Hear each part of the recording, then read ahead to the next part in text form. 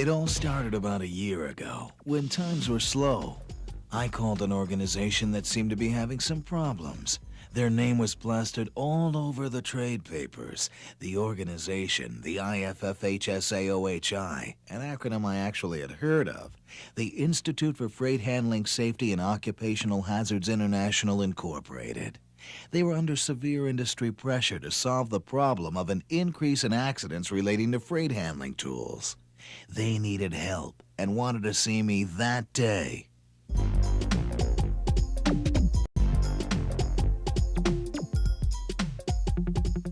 I was late, but I still had time to grab a few jumbo chili dogs at the old In-N-Out.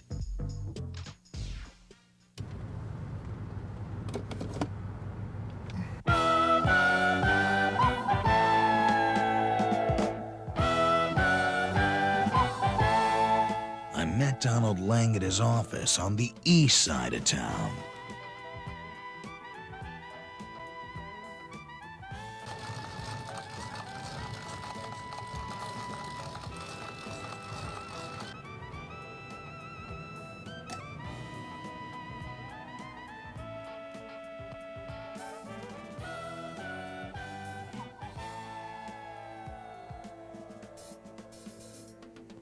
It must have been 100 degrees in there. Lang was anxious to get started, but first he asked me a few questions about my experience. I gave him the stock Robert S. Hicks profile, short version. PhD in safety from UTEP, 8 years with the IOK, 3 years with UBOK, and 1 rough year with the big guys, the ISSI, SSI, PPI. Now I work independent. Hicks Safety Investigations. Lang was impressed. A lot of letters. Lang loves letters. And Lang loves acronyms. Personally, I can't stand them. Part of what's gone bad with this country. Well, now it was Lang's turn. Voodoo Economics. It had hit his business where it counts. They had to cut their staff down to the bare minimum. 1. Don Lang himself. They could no longer provide the investigative research and solutions to our nation's safety problems. Someone had taken safety for granted.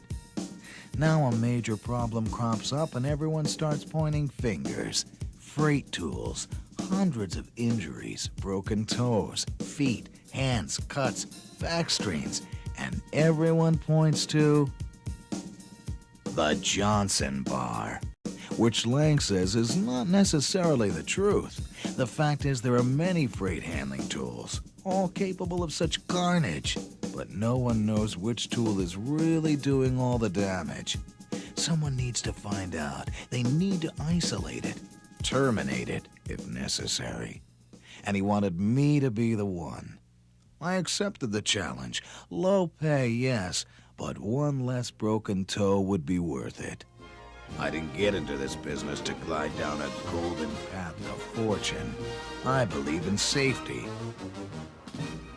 I asked him to give me a rundown on all the possibly unsafe freight handling tools. Lang said he couldn't, but he had a name. He scribbled it down on the back of a ticket stub.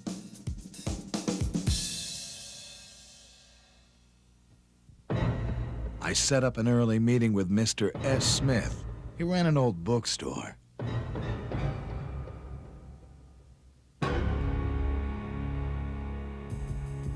Smith was a stone face, frozen stiff.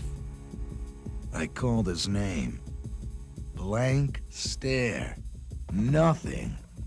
Something was wrong. He was breathing, so I slowly took a look around.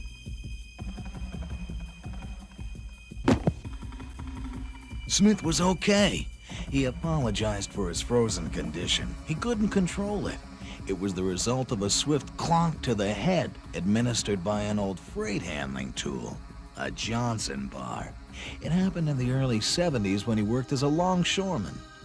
Johnson bar, exactly what I needed to talk about. I asked him for the information he mentioned on the phone. So he said he had some information for me in the basement. There, Smith dug out glossies of each freight handling tool, and explained the injuries associated with them. He began with the most frequently used freight tool on most docks, the four-wheeled cart, more commonly referred to as the ankle eliminator, known to smash feet, toes, legs, and to cause numerous cuts, bruises, sprains, and strains. Next, the ever-popular hand and drum trucks used for moving freight too long or bulky for the four-wheeled cart, known to smash a few toes now and then and provide an endless number of cuts and bruises to the lower extremities. Then there's the pallet jack, or as he used to call it, the jack of destruction, which is a hand-operated mechanical version of a forklift, known as a specialist for pinning feet and ankles against freight. One of Smith's favorites was the knuckle eater, also known as the six-wheeler, a roller assembly designed for use under long, heavy, or oversized items. Two other less popular but ever so harmful freight tools are the side-wheeler, used for moving some large bulky items, allowing them to be rolled instead of carried, and the roller conveyor, both of which have wreaked havoc on hands, backs, feet, and the human condition in general. Finally, Smith mentioned his arch-enemy, the Johnson bar, simply an oversized wheel mounted on a pry bar, a resourceful tool used in numerous odd situations to lift and nudge freight.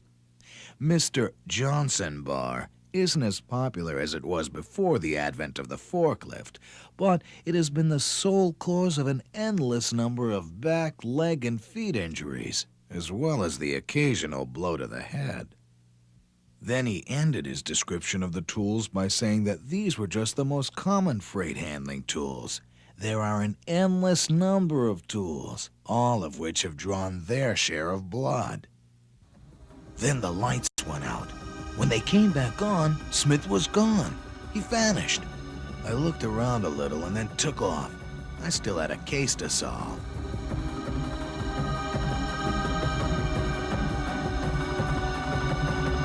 Mr. Smith had also given me the name of another Smith who could help me with the case, Mrs. Sharon Smith, who was a safety researcher for the ASC, American Safety Council. So I set up an appointment, thinking maybe she would know which tool was the most dangerous. Sharon knew her stuff. When I explained the information I was after, she responded immediately by telling me that no tool was necessarily unsafe. Most tool-related injuries and accidents are the result of misuse or improper care. Sharon then gave me a rundown on how these tools could be operated safely. First, she mentioned that before anyone uses any tool, you should always give it a quick visual inspection for broken welds, defective wheels, torn caging, and so on. If you find something wrong, notify a supervisor immediately. And then she began with the now famous Johnson pry bar. 1. Just because you have the bar to help you, don't forget to use proper lifting techniques. Use your legs, not your back. 2. Keep head and shoulders to your side, never directly above the handle. Otherwise, if you lose your grip or slide, the handle may strike you, as in the case of my friend, Mr. S. Smith. And 3, always get help to secure freight at the far end if you need it. Most injuries with four-wheeled dock carts are generally caused by workers who pull carts, which is not a good idea. Always push carts. With hand and drum trucks, two-wheelers, always keep them upright. Keep the freight below eye level. You need to see where you're going. When lifting the end of a two-wheeler once again, don't forget to use proper lifting techniques. Bend your knees. Pallet jacks can never be overloaded. An obvious sign of an overloaded or possibly defective pallet jack is when pumping does not elevate the load, or when the load drops down after elevation. And use care when moving your load. Plan your route. Know where you'll be placing the pallet. When stopping a loaded pallet jack, take extra care. A sudden stop may cause your foot or leg to become pinned. And always try to push the pallet jack whenever possible. Pulling will only lead to strains and sprains. With six-wheeler rollers, be cautious. The chief danger is hand and foot injuries when placing them under freight. Pry your freight up carefully. Keep hands, fingers, and feet out of the way. Carefully slide the six-wheeler into position. Always get help if necessary. Loading and unloading a side-wheeler may be a two-person job. Get help. Also, keep an eye out for wheels kicking out from under the load, and never overload it.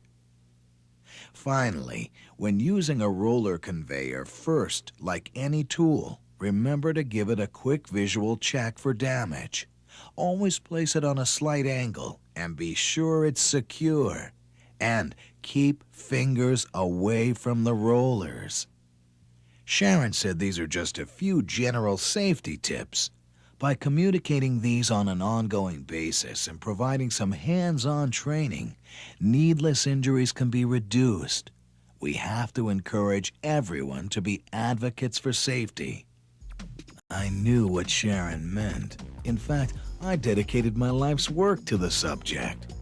We could have gone on talking into the night, but I was hungry, and I had to see Lang. I think I had his answer. After our little talk, I also realized that Mr. S. Smith was wrong. It wasn't the Johnson bar that hurt him. It was how he was using it. That was the problem. Sharon knew her stuff, and she gave me a pile of safety stats to back it up. She also handed me a card with the 4 keys to using any freight tool on the job. Number 1, always understand the purpose of each tool. Number 2, know how to use it or learn. Number 3, make sure it's in good repair. And number 4, follow the safe rules of operation. Simple, yes, but vital. Lang will be happy.